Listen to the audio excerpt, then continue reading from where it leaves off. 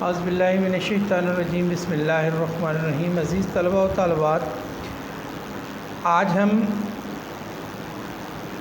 Class दाहम की जो आपकी जनरल साइंस है उसका जो हमारा फर्स्ट यूनिट है, ओवरऑल बुक का यूनिट नंबर 3 है, हयातियाती कीमिया और बायोटेक्नोलॉजी, उसके बारे में पढ़ेंगे। इससे पहले हमने हयातियाती कीमिया और बायोटेक्नोलॉजी की डेफिनेशन की थी और मैंने आपको एक दूसरे लेक्चर में ये भी बताया था कि जो फूड हम खुराक खाते हैं, किसी भी तरह की जो हम खुराक यूज़ करते हैं, वो खुराक ग़िज़ाई अज्जा बुनियादी तौर पर कितने अक़साम के होते हैं, उनकी डिटेल हम पढ़ना शुरू करेंगे। और मेटाबॉलिज़्म किसे कहते हैं उसके तल्लक भी बता चुके। आज हम पढ़ेंगे निशास्तादार ग़िज़ाएँ क्या होती हैं, इंसानी जिस्म में निशास्तादार ग़िज़ाओं के निज़ाम का अमल कैसे होता है। बड़ा इम्पॉर्टेंट सवाल है। हमारी जो खुराक है उसका जो सबसे पहला जुज़ है जिसे हम कंसिडर करते हैं, उसको हम कार्बोहाइड्रेट्स या निशास्तादार ग़िज़ाएँ कहते हैं।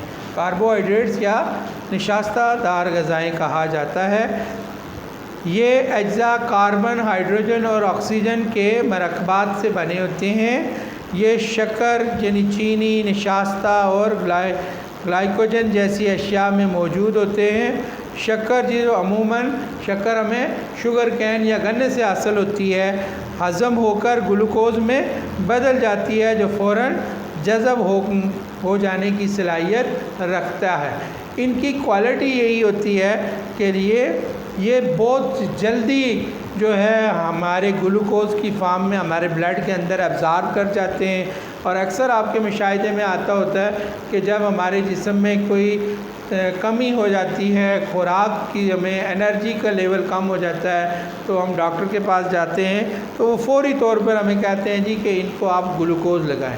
वो ग्लूकोज़ क्या होता है? वो कार्बोहाइड्रेट्स, लैक्टोज़ वगैरह का एक मजमूआ, वो एक होते हैं, एनर्जी लेवल्स उसमें मौजूद होते हैं और जब वो हमारी बॉडी में जाते हैं तो फ़ौरी तौर पर वो अब्ज़ॉर्ब हो जाते हैं ब्लड के अंदर और हमारा जो एनर्जी का लेवल बेहतर होना शुरू हो जाता है।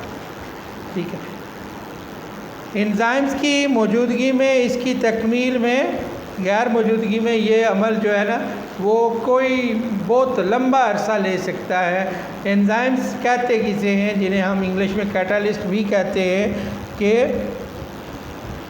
वो अमल, वो मरकबात होते हैं जो हमारी बॉडी के अंदर बहुत तेज़ी से केमिकल रिएक्शंस करवाने में मदद देते हैं। यानी उनकी मौजूदगी में मेटाबॉलिज़्म का अमल ज़्यादा तेज़ी के साथ वक़ूफ़ पज़ीर हो रहा होता है।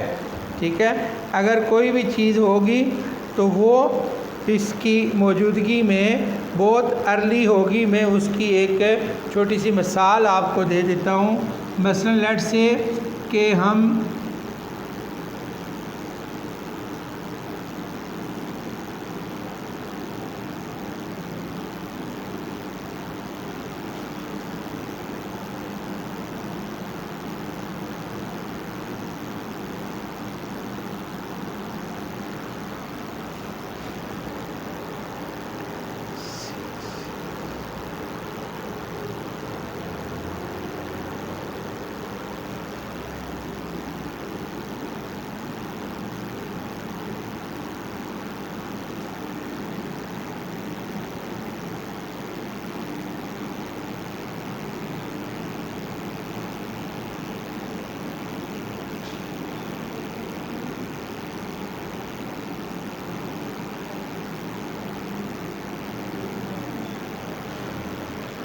ये वो अमल है जिसके दौरान में जो हमारे प्लांट्स होते हैं वो अपने पत्तों में खुराक तैयार करते हैं।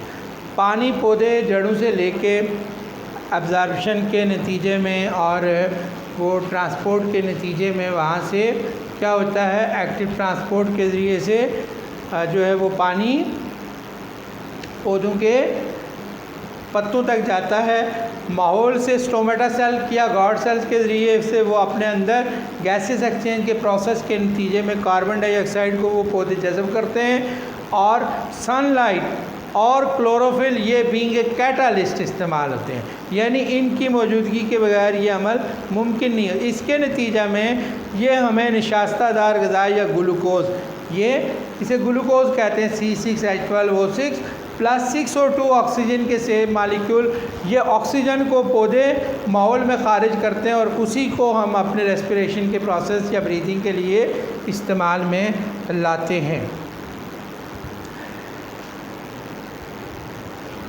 अब हमारी बॉडी में किसी तरह का कोई भी अमल हो, ख्वाह अमले इंज़ाम हो, अमले तनफ़्फ़ुस हो या कोई भी दूसरा अमल हो, ये अफ़ाल एंजाइम्स की मौजूदगी में बहुत सहूलत के साथ जो है वो पाया तकमील तक पहुँचते हैं, इसलिए इनका जो किरदार है वो बहुत आम होता है।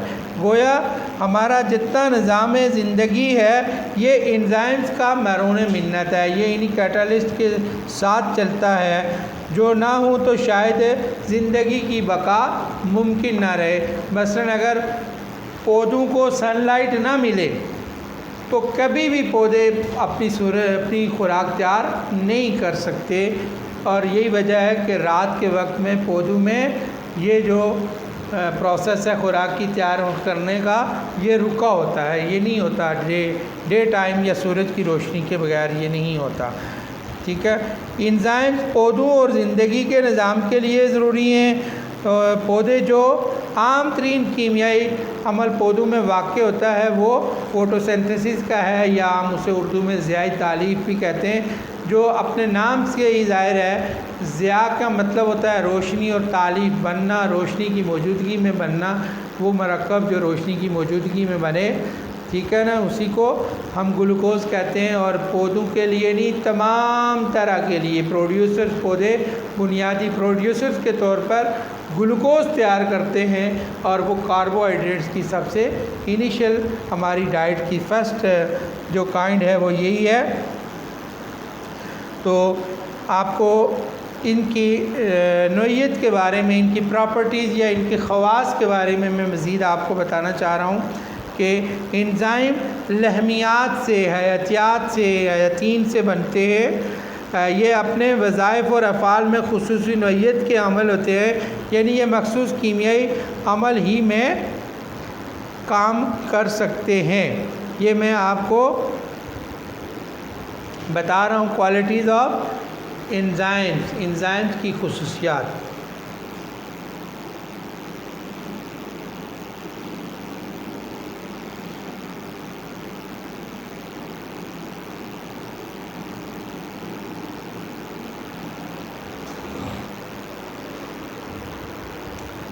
ये अपने वज़ाइफ़ और फ़ाल में ख़ुसूसी नोइयत के अमल होते हैं। कीमियाई अमल